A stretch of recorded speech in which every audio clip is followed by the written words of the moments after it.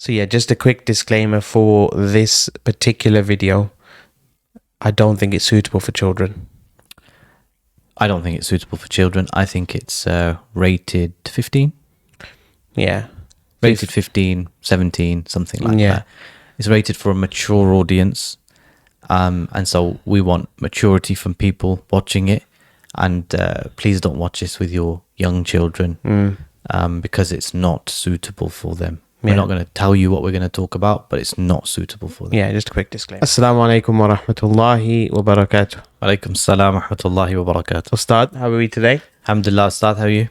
I'm not an Ustad. Alhamdulillah, good, thank you. Good. Not too bad. Very warm today, isn't it? Subhanallah. It's like, it's not warm, it's just, it's baking. Subhanallah. Very warm.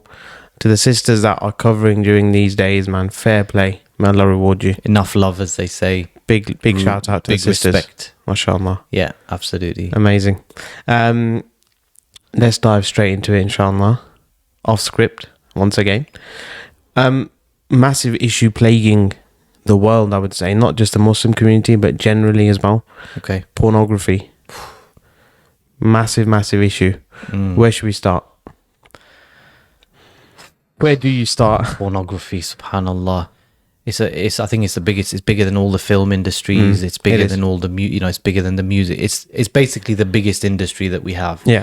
But it's also the oldest industry when you think about it, in the sense that porn and the love of the opposite sex, the love of women and stuff like this, from day dot. You know, this is it's well known, and if you go to every single culture, you have people taking advantage of women, advantage of the opposite sex, and using them as objects, you know, and don't forget that the Prophet sallallahu alaihi wasallam, he said that, you know, I'm not leaving behind any fitna, any tribulation for my ummah greater than the tribulation of women. Yeah. And he told us that the Jews, they were destroyed, or they went astray as a result of this fitna.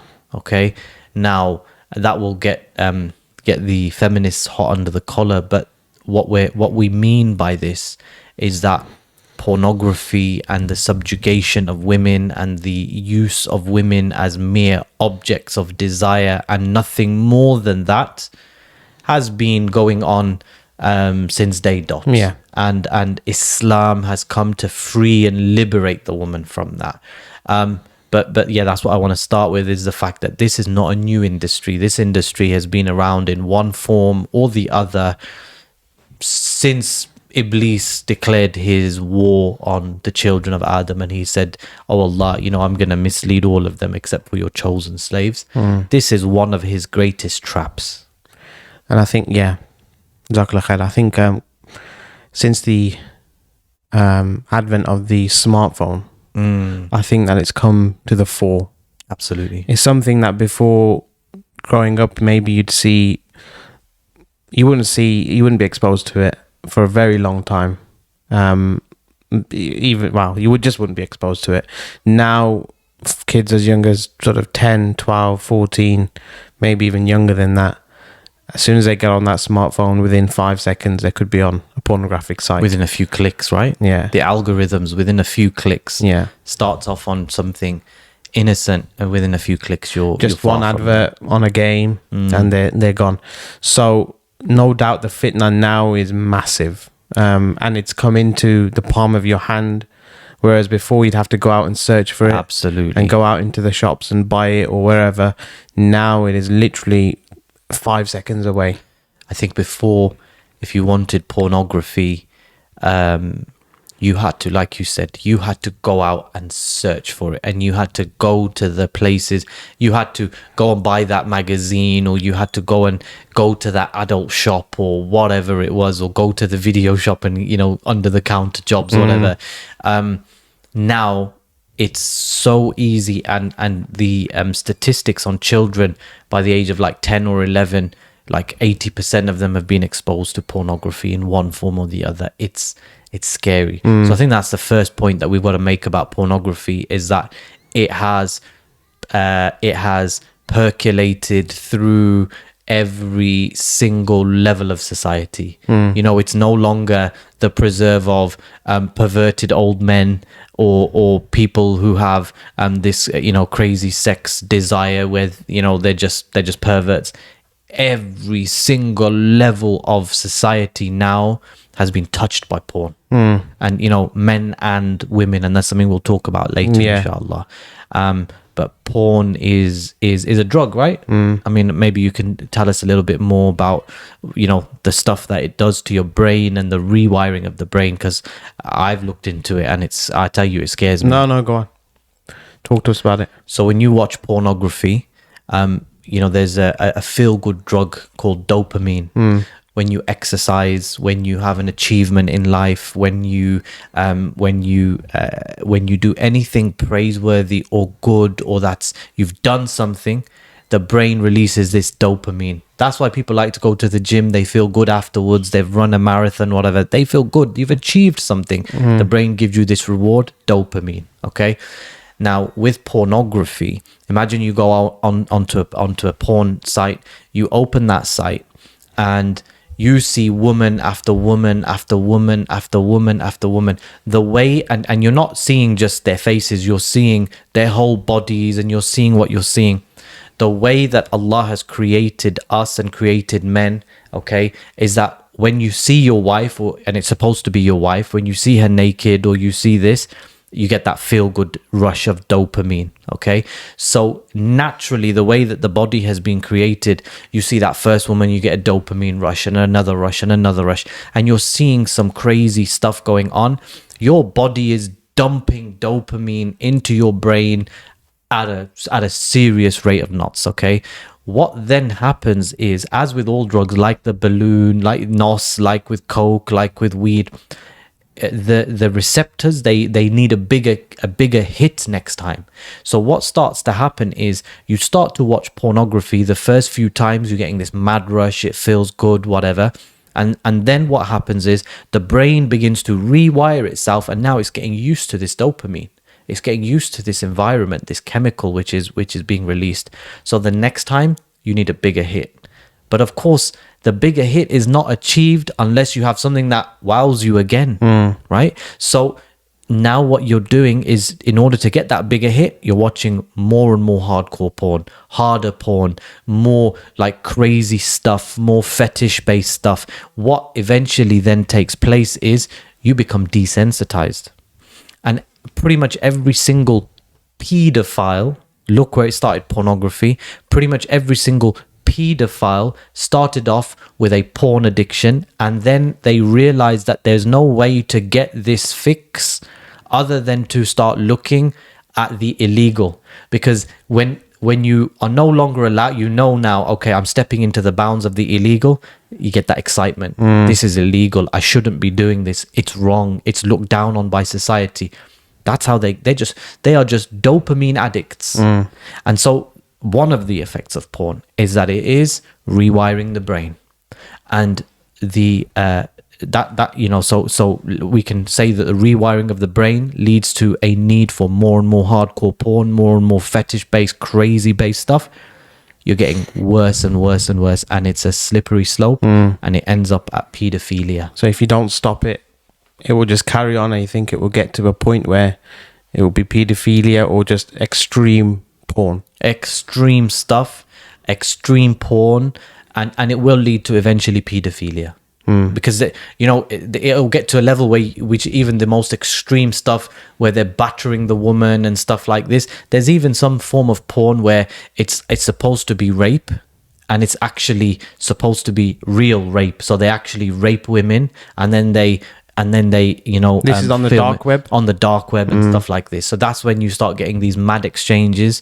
Who was it recently that was found with some crazy terabytes of child pornography? I think he had this, I don't know, it was I can't remember who he was, okay, but it was on the Daily Mail recently. He had maybe 70 or 68 terabytes or something, 60 or 70 something terabytes of child pornography. Wow. And you can imagine the size of the file.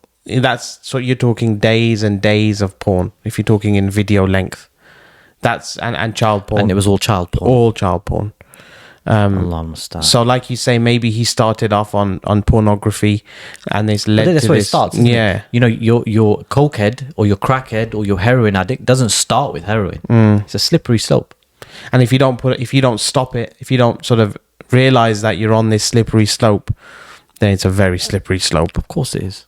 And where would you put shaitan in this as well? So we've talked about the rewiring of the brain. He's obviously going to try and encourage you to carry on. Is his end goal to make you a pedophile, or is it, he wants to take you to the hellfire, right? Shaitan wants to take you to the hellfire. To every single person who's watching and listening, the end goal, the end game of shaitan is to take you to the hellfire. He's not going to come to you and say, hey, commit shirk with Allah or jump into the hellfire. He's going to lay you little traps, okay? And he's going to make you walk yourself to the hellfire. But he's like, okay, you throw a piece of bread and the bird follows, and then you throw another piece and it gets closer and closer and closer. So he's just walking you to the hellfire by means of temptations and desires and doubts. And this is one of his biggest tools in our time today. So when we're talking about the rewiring of the brain, okay, when we're talking about the dopamine hit, when you're getting that, what you have to remember is we're now getting married men, okay, who they are not having relations with their wives because why would you look at your wife? You look at the same woman day in, day out. You don't find her exciting when you can go online and you can look at a million different women in the prime shape doing some crazy stuff. They're no longer, their wife, remember that dopamine hit, which they should have been getting from their wife. They're now no longer getting that dopamine hit from their wife. So they're having to look at stuff online. That, remember what we said about the women, and now the women are completely unfulfilled. You know, we're getting men and women who are not having sex for years at a time. So you get this on your Instagram quite a lot. I'm getting people messaging me. You do a lot of Q&As and sort of ask me a question. I had a Q&A, I think it was a few days ago, and it's all it's public, but I choose what to make public, if you see what I mean. And I had a message from somebody who said that me and my husband he hasn't come to me in over 2 years. Subhanallah. He hasn't come to me in over 2 years. So we know as men, let's talk from the male perspective now. If you haven't approached your wife in 2 years, that sister knows that something's going on. Of course, 100%. And you can't be more obvious, because your husband should only be fulfilling his desires with you. Yeah. And if he's not come to you for 2 years, there's a serious issue. It's like a man not eating for 2 years. Yeah. You know, you might not be feeding him at home, but he's definitely eating from somewhere. How's he living? Yeah. Yeah. So as a man, those desires are very strong. Absolutely. Sexual desires are very strong. So especially we're living in a sexualized society. Yeah. You look everywhere, you look up, down, left, right, you're seeing nakedness, you're seeing, especially if you live in a non-Muslim country, the way that the women dress on a day-to-day basis. You don't need to go out anywhere. You look at the people walking across your street on the, pathways, day-to-day basis. There's some hardcore fitna going around. So what would you advise the sister then? That it's been, say, 2 years, or just any woman who thinks their man or their husband is now distancing himself from her sexually. There needs to be a conversation. Yeah. There needs to be a conversation. Do you just leave it because it's a touchy subject? No, absolutely not. Look, if we could list some of the harms of pornography before we go on to the advising of the sisters. Number one, we said that it totally it leads down a slippery slope. You need more and more hardcore porn. You start on pornography, you'll end up on pedophilia, and it will happen. Okay, that's the first thing. That dopamine rush. Remember, we have said that your body just gets used to it. You no longer view sex as anything special. It's just real world sex. These normal stuff. You've watched it so much. It's nothing special to you. And that sexual relationship between a husband and his wife is supposed to be sacred. Yani it's an act of ibadah. It's an act of worship. The Prophet ﷺ said it's an act of worship, meaning you get rewarded for it. Okay, so that's the first thing. The second thing that we've mentioned is that if you're married, or when you get married, you will be totally turned off your wife, because Your wife, however attractive and beautiful and lovely she is, she cannot compare to these plastic surgery enhanced women who are doing stuff, and you've seen it so much. You've got one wife, you've got two wives, whatever, one wife, and these women, you're looking at a different woman every 2-3 women a day, maybe. And I think that point is important as well, because you're seeing them do all sorts, and then you expect that from your wife. That's the third one, which we haven't mentioned. When you start seeing these women, these prostitutes doing what they're doing, you're going to start wanting your wife to do the same. And it has led, and I will tell you point blank, it has led men to say to their wives, I want to see you sleeping with another man, and I want to watch that. Because this is some of the porn that they have watched. Okay, so they turn around and they say to their wives, well, it's going to turn me on. That poor sister, she wants to do anything to try and fulfill her husband and to keep her husband, so she ends up agreeing. And I had one case or one situation where there's a man with 2 wives. He said, I want to see you two going at it in lesbian sex. And his 2 wives ended up having a relationship behind his back. No way. Right? So you're not making this up. No. Think about the craziness, unbelievable. The crazy situations that we're getting to. Yeah. Right? Where women are saying, well, my husband wants to do anal because that's what he's watched. And he's asking me to do that now. My husband wants me to do X or Y, and it's 2X rated. I can't say it, but my husband wants me to do. So where did he get this from? Well, there's only one place he can get this from, because the natural fitrah, the natural disposition that Allah has created a man upon, he wouldn't want his wife to do these things. But his fitrah, his disposition has been polluted and has been, made filthy due to what he watches of porn and what he's seen. So that's the third point that we've said, that they then expect their wives to behave like these dirty prostitutes. And that's degrading. That's it's a scary thought, man. And on that point, we've got to make it very clear: Islam, as long as it's not anal sex and he doesn't approach her, a man cannot approach his wife from the back passage. It allows pretty much everything else. The affair is very, very wide. Okay, but these people, like I said, because their disposition has been made filthy, they want what they shouldn't want. They want that one thing. Shaitan's got them, hasn't he? They can have everything else, but they don't want. They can't have that. That's what they want. That's what Shaitan calls them to. That's the third point. The fourth point: these geezers who are watching pornography, they become 1-minute men. Because when you watch pornography, what do? You watch pornography and then you masturbate, okay? And you make yourself come. You make yourself orgasm. They will do that so many times that they will then get premature ejaculation. And I'm getting women, again, messaging me saying, my husband doesn't last more than a minute. Or my husband doesn't last more than 2 minutes. That's a problem, right? A woman is not going to climax in 2 minutes. 6, 7 minutes, 5 minutes, you got to be... I think that's the average. I think it's maybe 5 minutes. Whatever. I've read somewhere. Right? But you've got to be in it. You've got to be in it to win it. Yeah, that's the point. If you're 1 minute man and you're done after 1 minute and you cover yourself in your own juices, what? We're gonna have to put a disclaimer at the start of this video, by the way. Yeah. This is adult rated. This is adult rated, right? Yeah. But the point is, there shouldn't be any shyness in this, right? The men. It needs to be said. Listen, the guys need to wake up. Right, part of being a man and part of your honor and your izzah as a man is that you handle your stuff in the bedroom. Right, you look after your wife, you protect your wife, but when it's time to perform, you perform. What's this like? I've been watching pornography and now I'm a 1 minute man. Come on, and men are suffering with erectile dysfunction, okay, where they can't get it up. Imagine your wife. She's coming to you, she's dressed up in her lingerie, whatever, and you're soft as trifle. What good is that? Yeah, no one's getting any. What good is that? She's going to say, well, this guy, what's going on? And it happened at the time of the Prophet sallallahu alaihi wasallam that a woman complained about her husband in this sexual department.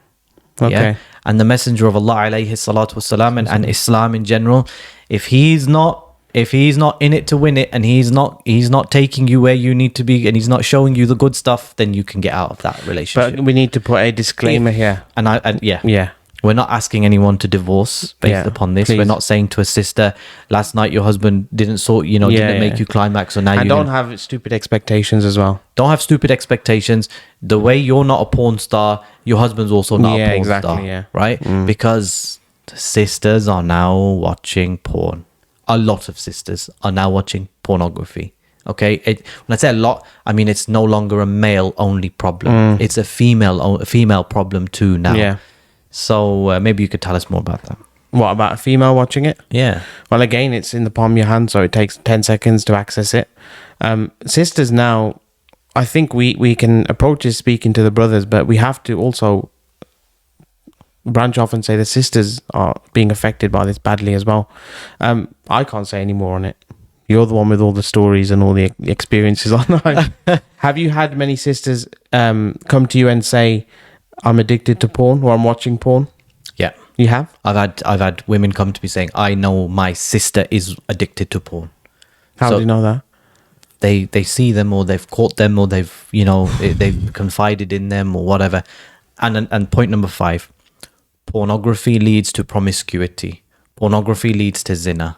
If you're watching porn, men and women, if you're watching it for long enough, you will eventually fall into zina, because you will seek that thing that you're watching. So what it does is it desensitizes you. Sex just becomes an activity for you, okay?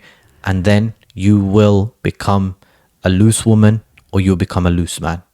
Some of the stories that come with regards to promiscuity, men finding out that their wives are doing X, Y, and Z, men finding pictures of their woman in a hotel room with X, Y, and Z, doing X, Y, and Z, seeing messages and so it works walking both ways, in on them. It's not just men who are cheating; women are cheating as well. And one of the major factors, I believe, is the watching of pornography. The watching of pornography. So it's, look at those 5 health benefits. Then you get the masturbation guiltiness that comes after you masturbate. It's like a scientifically proven thing now. You masturbate, and then it leads to depression, I've heard, and going into this anxious state. Of course it does, and it leads to anxiety. It leads to all of this stuff, and it makes you feel less good about yourself. You think, what have I done?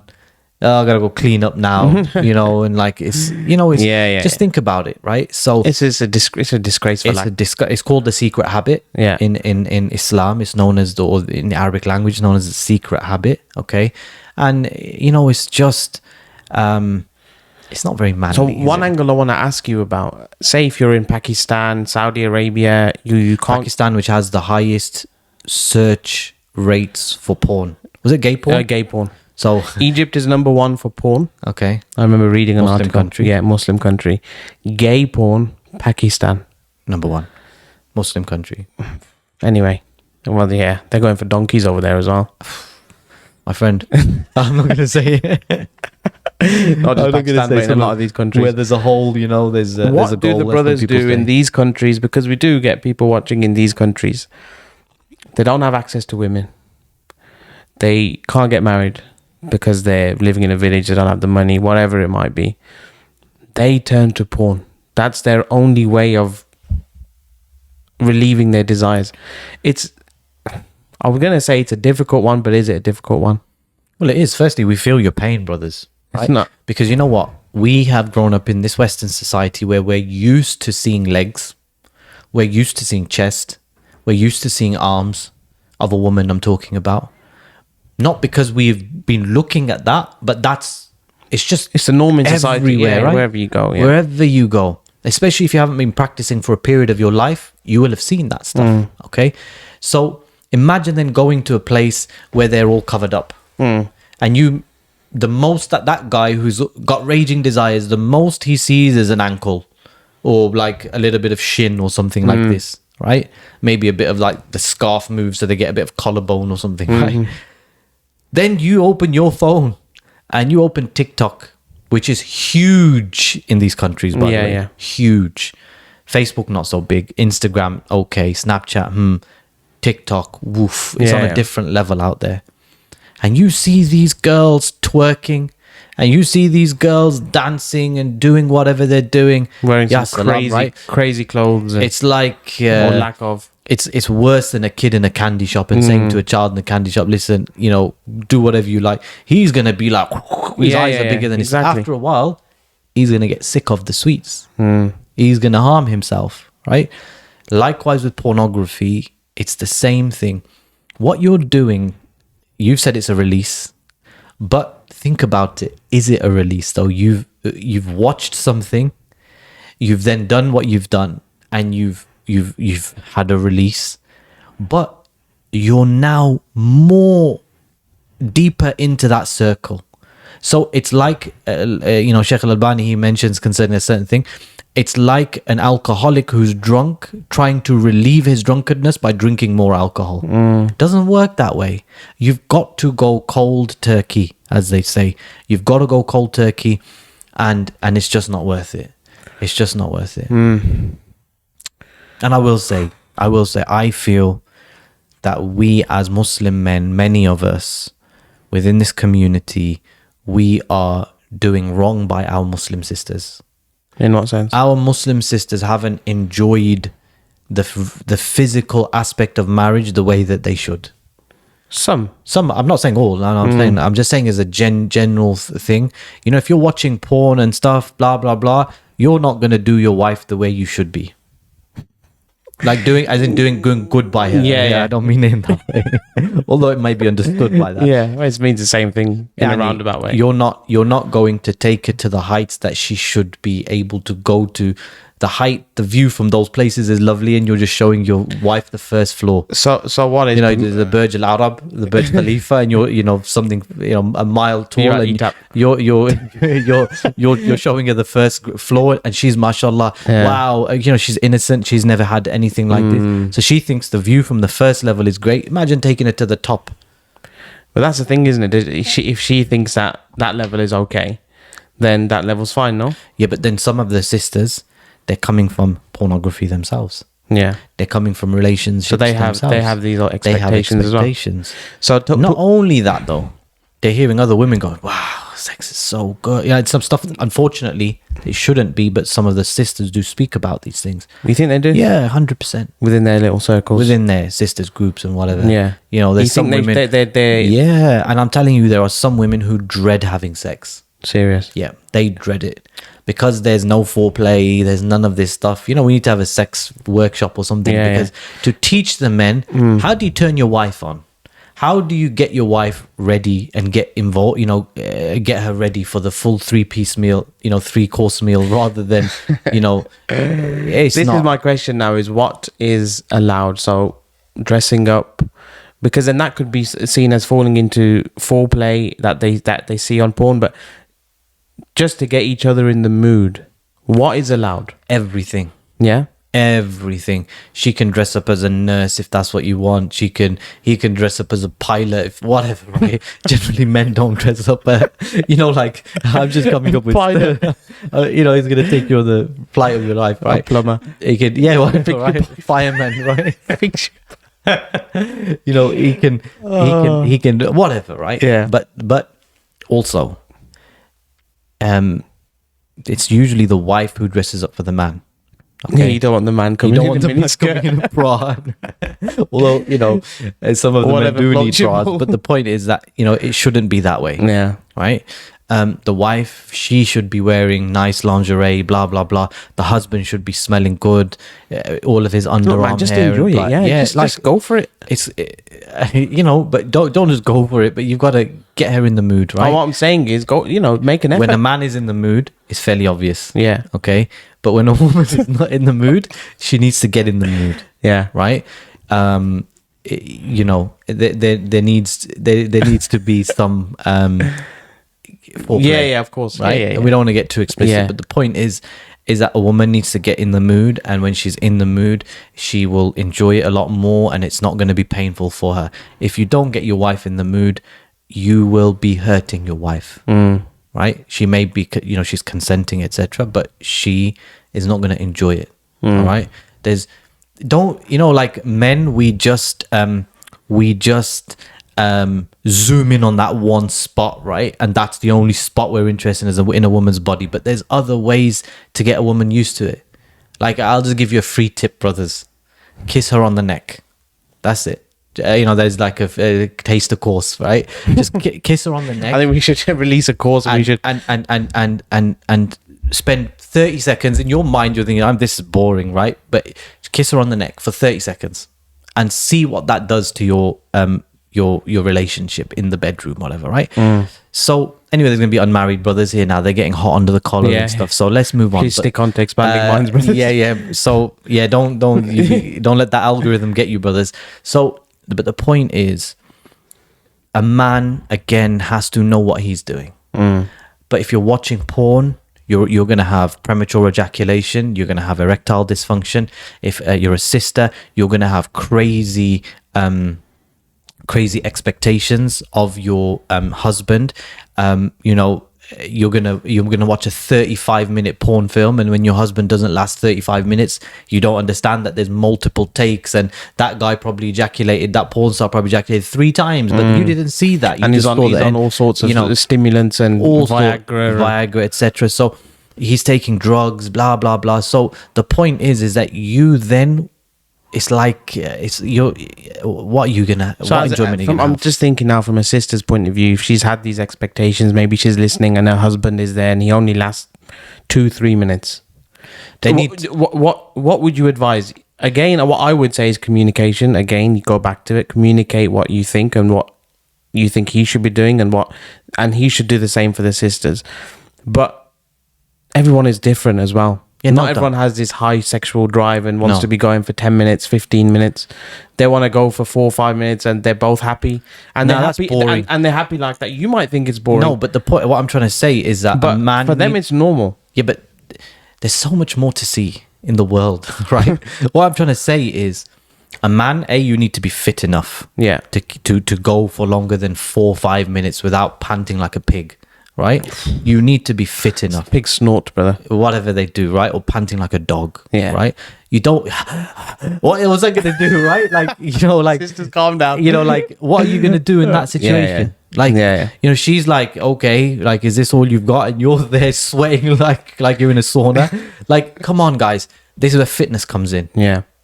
And when you work out and you train, your testosterone levels will naturally go higher. You're naturally going to have a higher sex drive. If you sit there playing FIFA all day, every day, you're going to be flaccid as I don't know what, right? So the point is, you're just dead meat. Because it's natural for the man, if we're going back to the way Allah created the man, to be out there providing. Absolutely. Used to be shepherd, used to be a farmer, blah, blah, blah. And now, obviously, the men are just, like you say, just lazy. Just office queens. Yeah, right? yeah. So you need to be able to be physically fit enough to go for 20 minutes. Yeah. Right. The second thing is, if you have these problems of premature ejaculation, whatever, seek medical help. Yeah. Seek medical help. Because it's what was this fly there? This erectile dysfunction. Can you see it? It's like huge. It's tiny. You're like, ooh. Well, I was going to open my mouth. It might go in. All right. I have to Okay. be careful. Don't swallow a fly.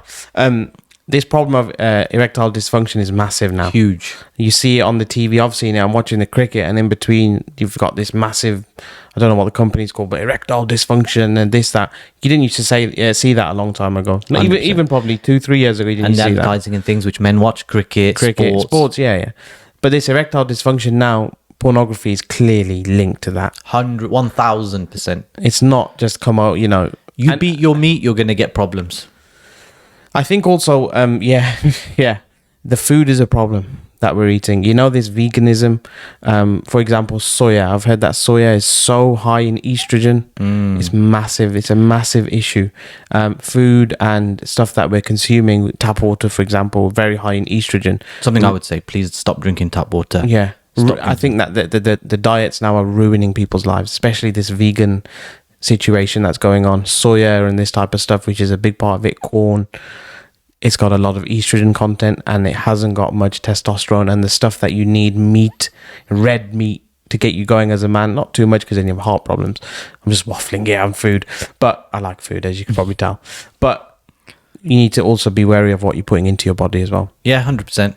But again, it's seek medical help. Yeah. Seek medical help. You know, there's herbs, whatever. Even if you're taking other drugs that they're prescribing for you, this is not. What about Viagra? I don't know enough about it. Allah knows best. I'm unaware of the health complications. I think there are some. In fact, Viagra is nitrous oxide. By the way, we were talking about balloons. The stuff that's in balloons is just a vaporized form. It's the same nitrous oxide or similar to a Viagra. And what that does is it opens the capillaries and stuff, allowing more blood to flow to certain areas, blah, blah, blah. So I don't know about the ruling of it, but that's something that, you know, terms and conditions apply, whatever. So what about parents then? If you're a parent and you're worried that your child may be exposed to this or watching this, what practical steps would you give them? Islam comes with a principle which is called closing the doors, setting up barriers. Okay, so so rather than just saying don't watch pornography, Islam comes and puts doors and closes the doors which lead to pornography. Your children absolutely should not have unsupervised access to the internet. Absolutely should not. When you say children, what age? Well, if your child is older, that has reached the age of puberty, and you are giving them unsupervised access to the internet, you're in trouble. And a smartphone. And a smartphone, of course. Yeah. You know, or a tablet or a laptop or anything that they have which they can go up to their bedroom and they can close the door and and that's it now. They're free in the World Wide Web. You've got big problems. You need to know what they're looking at, who they're talking to, the things they're downloading, what they're watching, etc. You know, there's lots of parental filters out there and stuff which you need to be downloading onto your children's phones. There's no two-way about it. Just switch your Wi-Fi off. But the problem is that the parents are also doing it. Yeah. You know, 13-year-old son is in one room doing it and dad's in the other room in the bathroom doing it. What do you expect? You know, and you know, mom's there as a massively unfulfilled housewife. This is a big problem that we have in our community. Massively unfulfilled housewife. And what's she going to do? Eventually she might start falling into it as well. You know? And so it's a problem, it's a circle. We need to know what our children are watching. And it objectifies women. Yeah. It just makes women like objects. You can lead to violence, like you say, violence, pedophilia. It leads to violence, you know, domestic violence and stuff, where women are just seen as objects. And nothing objectifies women more than this culture which we have here.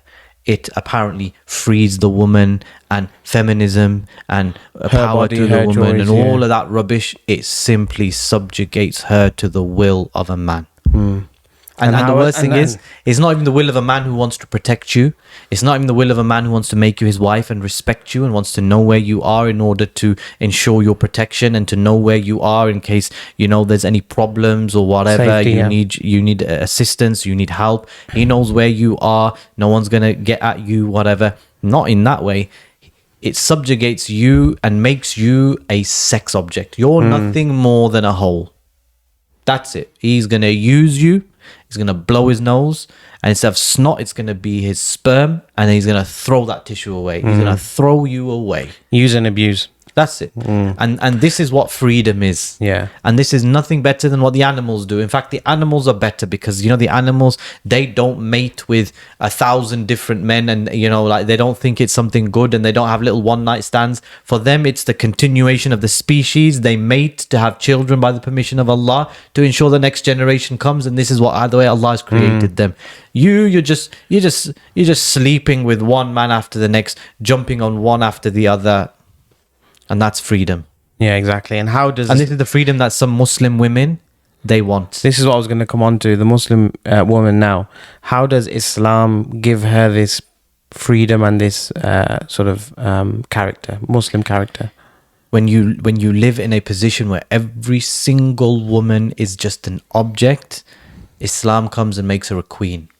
Where every single woman is walking down that street And they can say, oh, no, the men don't. Look, the men are eyeing you up, sweetheart. They're looking at your backside and they're looking at your chest and the way that it's bouncing and all of that crazy stuff.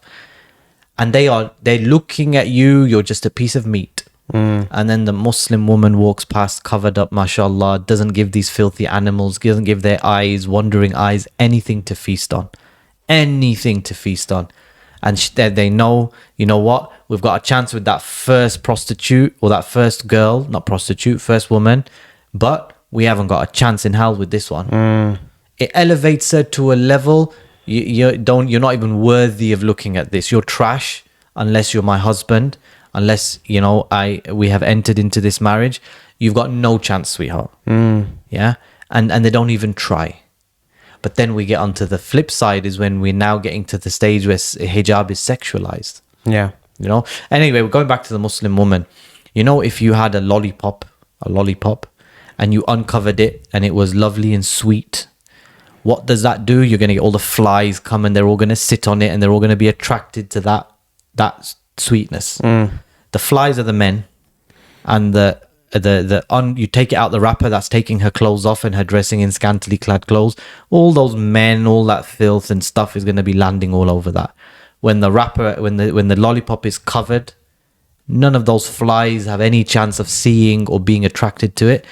That covering is the hijab and the Muslim woman's shame and her haya, and she only uncovers in front of her husband. And that's the best thing, because you know what? It makes it more sweet. When she's fully covered out there, but then she gets into the bed, as they say, a lady in the street, but a freak in the sheets, for example, I'm just saying, that makes it much better, right? That freak mode that she turns on is like, whoa, even sweeter, because nobody else knows. Yeah. And that's just for you. And that's just for you. And I'm not sharing it with that one and that one and that one and that They're one. not all getting a piece. No one even tries. Allah gave izzah to the Muslim woman. Allah's given izzah to the Muslim woman. But they sort of see it as a prison. A lot of the sisters now are not covering up. They're saying, you know what, my body, my choice. Why should I dress in a certain way? But really, they need to realize that is for their own good, of course. And sisters, listen. Either you cover while you're alive. The last garment that you wear will cover you whether you like it or not when you're shrouded. And imagine yourself on that stretcher and your body is shrouded, okay, and you're dead. And imagine all those comments, oh, you've got such lovely hair, oh, mashallah, you're so beautiful, oh, you're so attractive, oh, sweetheart, you're so sexy, whatever. What are those comments going to mean at that stage? When you're fully shrouded and you've been put in your grave, you either cover up by choice or you're going to be covered whether you like it or not. Yeah, so do it while you can. 100%. Pornography is ripping through our community. Ripping through our community. And another avenue is to make marriage easy. If you've got daughters, make it easy for them to get married. And brothers, get married and don't just sleep with them for no reason. Don't sleep with it. It will ruin it. Someone's sister at the end of the day. Would you like it if that happened to your daughter or your sister? Yeah, 100%. But going back to the issue specifically of pornography, it's an addiction. It's a well-known addiction, and it's a drug, which is It's free. It's free, and it ruins you. And ultimately, look, Allah has given us our eyes as a massive blessing. One of the biggest blessings of Allah is our eyes, and then we're using our eyes to look at that which is haram. So we're using that great blessing of Allah to disobey Allah. So it's very ungrateful at the same time. And remember always that when you're doing what you're doing and you're watching what you're watching, Allah is watching you. If you can just remember that, Allah is watching me right now. Allah is watching me right now. The angels are watching me right now. You're going to think twice before you masturbate or you watch whatever you watch. Yeah. And if you and let's, on the flip side, if you've watched it and you've done what you've done and you've committed the sin, turn back to Allah. Make tawbah. You got to have a shower because you've ejaculated. You've got to have a shower. Go and pray 2 rak'ahs, ask Allah for forgiveness, and make a firm intention not to do it again. If it's your smartphone which is leading you to it, whatever, get rid of your smartphone. if you want big changes in your life, if you want big difference in your life, you got to start making big changes. So If you're serious. if it's just lip service until the next time you get horny and you're watching it again, Yeah. it's what's changed? Yeah. Jazakallah khair, I think we'll leave that there for pornography. Oh yeah, It's still a big issue, so we'll have to touch on it again. yeah. At some point. 100%. It's not going to go away. This issue is not going to go away.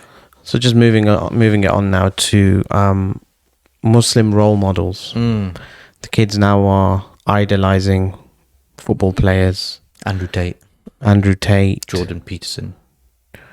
I'm going to take it now. They're quite deep. People are looking at Jordan Peterson. People that are really less deep, let's just say. So you've got the sports stars, the movie stars, the social media influencers are a big one now. In terms of Muslim role models, how would you approach speaking to the youth about who they should be listening to and taking from? Of course, it's the companions. They are our role models, of course, and Anbiya. But let's look at it now. We can obviously talk about that, but let's look at it now from, he's a 12-year-old and he's watching a lot of sport and TV, whatever. What should they be careful of, and who should they be idolizing? His role model should be his dad at that age. His hero at that age should be his dad. And that's something for brothers to think about. Are you an absent father? Are you around? Are you his role model? The first superhero is your dad. The first superhero for that boy until the age of 16, 18, 20, even older than that, should be his dad. So men, we need to be men. We need to handle our business. We need to be there for our children, give them time. You know, they sort of speak about a 7-year rule or an 8-year rule. So for the first 7 years or 8 years, you're just playing with them. They're just your toys, right? And they're the best toys in the world. And then for the next 8 years, you are teaching them. And then for the next 8 years, you're becoming their friend, right? So that's kind of, imagine that's a rough guide, okay? Obviously, you know, it's not hard and fast. But the point is, those first 8 years, brothers, if you're too busy working, you're not around, you're too busy out with your boys, you're too busy whatever, you haven't played with them, they're not going to have that massive attachment to you. So then the next stage is going to be more difficult to teach them, because then they don't have that bond with you. Then if you don't teach them, or it's difficult for you to teach them, the next stage is going to be almost impossible. When he's 16 and he needs you to teach him, he needs you to be a friend and say, Dad, listen, my friends are on drugs. What do you say?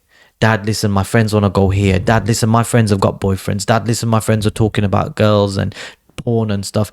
And you at that stage, if you're not close to him and you haven't got that relationship, you've lost him. You've lost him to his boys and the street and society. It's too late. It's too late at that stage. Don't come then and say... Have you had people come to you and say, my son is doing X, Y, and Z?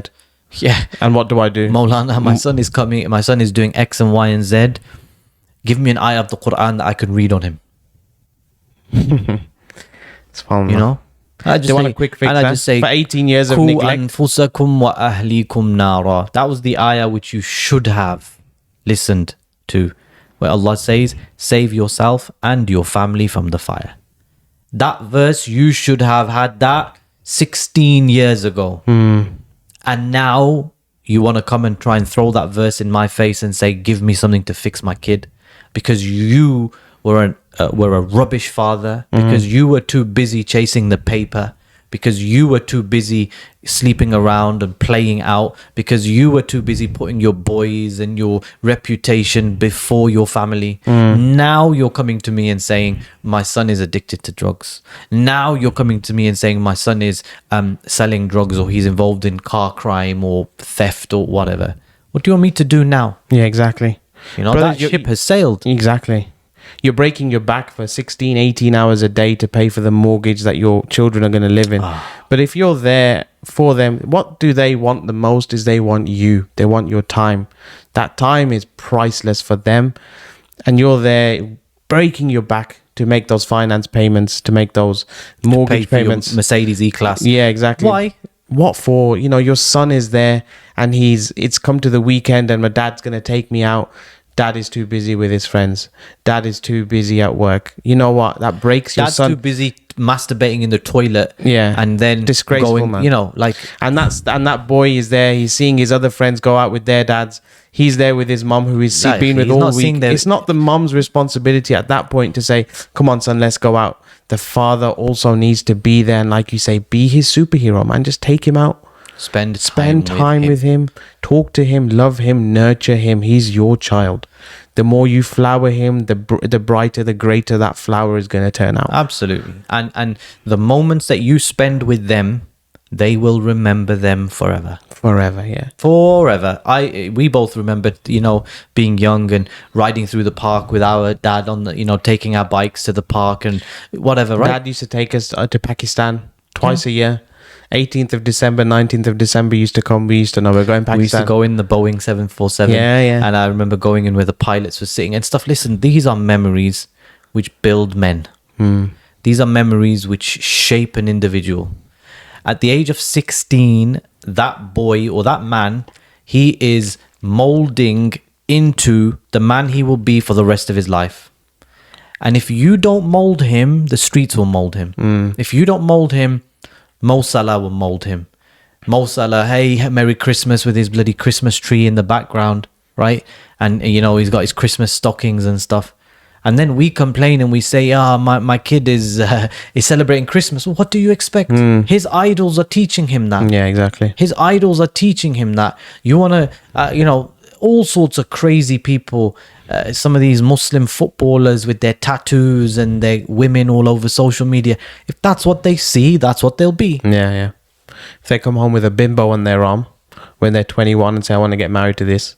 He listens to music, cream, cash rules everything around me, YOLO, you only live once. This is the kufr, and these are the ideologies that what he's putting into his heart and his mind. So what is he going to act upon then? He's going to act on these things. What are you working for, brothers? You know, you're there breaking your back. What are you working for? They're yours. Just look after them. And if be there for them. If you don't look after them properly at the beginning, you're going to regret it for the rest of your life. When they get older and, you know, they're breaking your heart left, right and center and worrying you left, right and center, then what good were those 10 years that you... And also, they're a sadaqah jariyah for you. Well, yeah. For the rest of your life, when you're gone, if they're making dua for you, they're building wells on your name. Everything that they do, if you taught them how to read Quran, you're going to get a portion of that reward forever until they live, and then it's going to be passed on to their kids. So see it as a sadaqah jariyah as well. Yeah. وَلَدٌ صَالِحٌ يَدْعُو لَهُ. Everything انقطع عمله, all of his deeds, when you're going to die, all of your deeds are going to come to an end except for 3. One of them is a righteous child who makes dua for him. Bang. Right? What more do you want? That is the biggest blessing ever. You teach your child how to read Surah Al-Fatiha, and you teach him how to pray, you teach him or her how to make wudu, etc. Every time that child prays and makes wudu and gives that charity, etc., you're going to get the reward. You're going to get the reward. Imagine somebody praying 5 daily prayers every day and you're getting the reward. You know, but they don't teach, we're not teaching our kids that, you know, what it's like shoving a knife in a man's heart and then just tearing it down and ripping it out from between his legs. You know that's how it feels for me when I see young fathers and what they're doing is getting their children addicted to football. That's how it feels for me. You are getting your child addicted to football. This is us. This is our team. This is we. That's our family, yeah. And you're teaching them, this is your identity, my boy. You're teaching them, this is who we are. You're teaching them, these are the people who care for us. These are the ones that we care for them. You are not instilling an Islamic identity at all in that child. It's very, very important, bro. Yeah. And you know, what you're teaching them, that's who we are. That's who we love. We get happy when they win and we get sad and we shout when they lose. Loving for their sake, hating for their sake. We don't like Manchester. We don't like the other team. We don't like Chelsea. We don't like Liverpool, whatever. We. And you're sat with your friends or you're sat in your cousins or your circle, and then your child is sat there and he's a sponge. And you're going, yeah, we bought this player and we did this and we're playing this one and we're doing this and we. He's thinking, yeah, well, this is my identity. Not a Muslim identity, not the Sunnah, not, you know, anything good. Just these bloody men in hot pants chasing a leather ball around, falling over every time somebody blows on them. What's the point? Like, what are you teaching your kids? Don't just think about it now. Think about have a 5-year plan and a 10-year plan and a 15. Where are my kids going? But you have to think about it. The fathers don't have an Islamic identity. No, they don't. But they know enough to know that I should be instilling this in my children. They're sending them to good schools, tuition, putting nice clothes on them, feeding them good food. But they don't remember the most important thing is the Islamic identity. The Islamic identity. Know Allah, know the Prophet ﷺ, teach them about the seerah, teach them about the anbiya, teach them about the companions. And really, they know more about, if you ask them to name 5 prophets, they might be able to name 5. Or if you ask them to name 10, name the whole Liverpool squad. Oh. Bang, bang, bang, bang. And that's it, isn't it? That's the bottom line. Where are your priorities? Teach, you know, I would say, tell your kids stories. Teach your kids through stories. Stories of the prophets? Stories of the prophets. But also sometimes switch it up a little bit and teach your kids stories. If you go onto online and type stories with morals, for example, you can find so many, like the girl who cried wolf. What are you teaching your child there about not lying, about if you tell one lie, you're going to have to tell another lie, you know, blah, blah, blah. You'll become a perpetual liar. People won't believe you. People won't trust you. And then eventually your lie is going to get you into a serious situation, da, da, da, da. You know, like, there's so, like, we go out and we learn and research so much about other things. And when it comes to these kind of things, we're just dumb. What's the point? So we send our kids to school and stuff. What would you recommend, or how would you recommend instilling an Islamic identity into them? How would you practically say, teach them about X, Y, and Z from Islam? If you're sending a child to school, you need to A, choose your school wisely. B, you need, and we can talk about this another time, but B, you need to know what they're learning about. Okay. Recently, the councils or wherever it was, they were going to get drag queens. So men dressed as women. They were going to have story time with drag queens. And they were going to come in and they were going to, you know, the way they're dressed in their high heels, but they're with their bloody voice boxes out and all of that stuff. All of that shebang. And, you know, most of the Muslim parents don't care. You know, all the whole LGBTQ agenda and da-da-da-da-da. So many parents don't care. Yeah, it's all right. You need to know what your child is learning. And then when your child comes home, you need to speak to your child and say, what did you learn at school today? Tell me. Let's talk about it. Any knot that has been done of kufr or shirk, you need to undo that and say, no, that's not, we're Muslims. We don't believe that. This is what Islam says. This is what Allah says. This is what's in the Quran. So you're not doing it. And then you send them to the madrasa where they just sit like parrots and read Quran. You know, and it's for them, it's a punishment. Alif Lam Mim Dhalika Kitab. What's the point? What are they going to learn? It's good to read and it's good to do this. But what are they learning? It's a language they don't understand. You know, it's a punishment, a long day of school, and then I've got to do 2 hours at the madrasa afterwards. They don't look forward to it. It's like a punishment. So you need to make the religion something enjoyable for them. Fun, yeah. Take them to the mosque, to masjid. Take them to the conferences. Take them to the talks.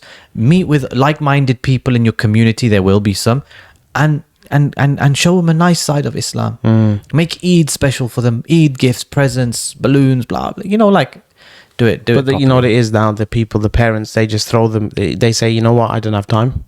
Yeah. And they just throw them away to the madrasa teachers and the school teachers, and they expect the job that the parents should be doing. They expect that to be done by someone else. Bottom line is, you should have thought about that when you were ejaculating after 2 minutes. Before you had your kids, basically. Yeah, it's crazy, man. So Muslim role models then.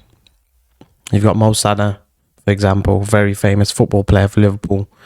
He outwardly, mashallah, he's Muslim. He's not Shia or anything like that. There are pictures of him reading Quran. He does a sajda to shukr when he scores. But on the flip side, he then celebrates Christmas on his Instagram, birthdays. How would you approach a child who idolizes him? You need to be able to tell. Did that you say child. take the good but leave the bad? Or No, because the child doesn't know the good from the bad, and neither do you in most cases. So the point is, But the kid is exposed to football. He likes Mo Salah. He scores a good goal, and he's Muslim. He's naturally gonna warm towards him. you amplify the Islam. You amplify the Islam. Say, look, he's a Muslim, mashallah.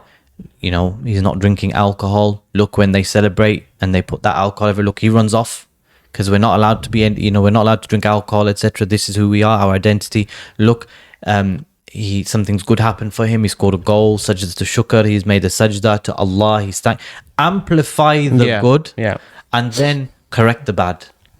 Say, listen, he's got a Christmas tree. Listen, Mo Salah is not our teacher. Mo Salah, you need to understand, he's just a man. You don't want to be like Mo Salah for this reason and this reason and this reason and this reason. And But again, that comes back to you being there. yeah, absolutely. You got to be You gotta be there. in it to win it. Yeah. You got to be in it to win it. Okay. And then what about he's idolizing YouTubers,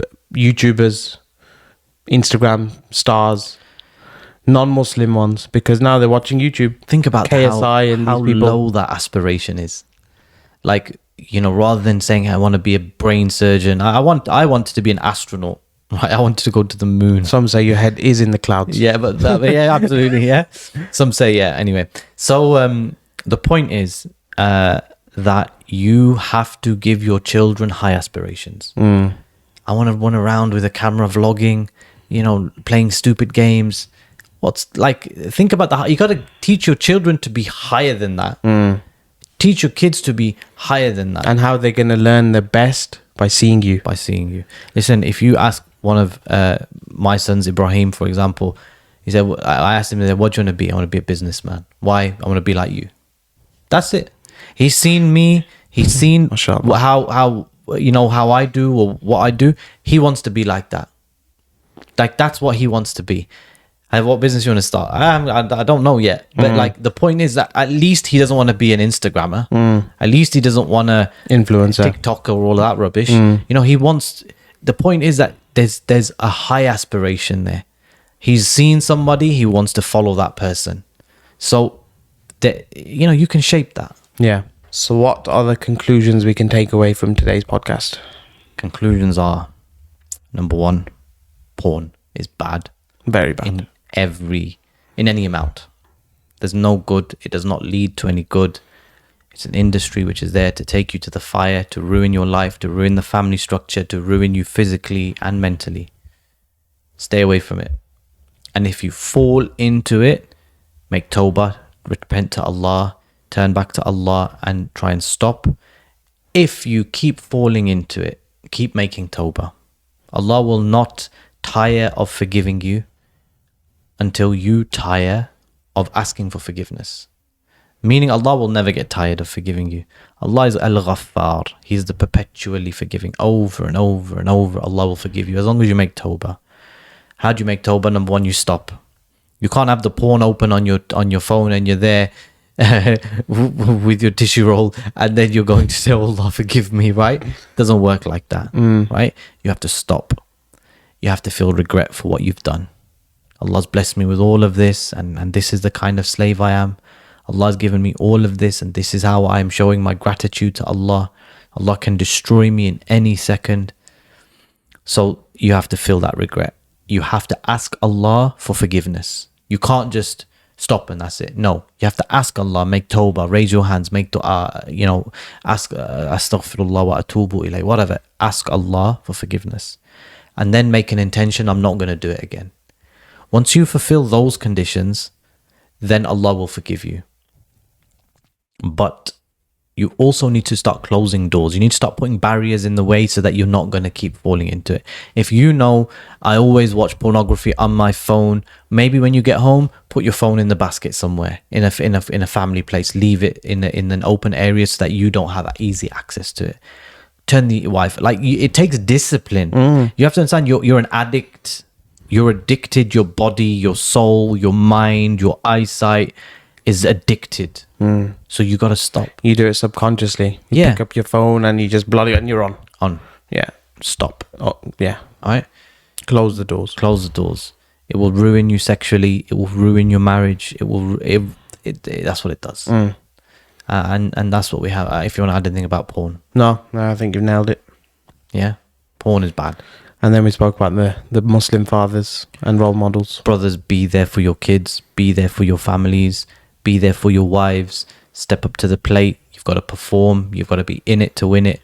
And, I mentioned the 8-year kind of structure, rough, very rough. You tailor it to what you see as fit. The first 8 years, of course, you're going to play with them and get close to them, give them so much love, etc. You can teach, of course, you're going to be teaching them as well, bits and bobs in those first 8 years. Then the next 8 years is when the really teaching comes on, and, you're really giving them everything you've got. And then the next 8 years, until you're alive, they become your friends, and you become like companions, and you share stuff. And the closer you are, the better. Bring your kids close. Don't alienate them. For parents, we need to know that our kids are on the front lines of a very, very, very vicious war. And so we need to support them. Don't kick them out your house and say, get lost. Bring them close. Because if we kick them out and we neglect them, somebody else will bring them in. And so you got to be there, brothers. You got to be there. You got to be in it to win it. Jazakallah khair. Much appreciated. Oh, yeah. Please do share it with your friends and family. Do like and comment. Let us know what you think. And inshallah, we'll see you for the next one. Assalamu alaikum wa rahmatullah.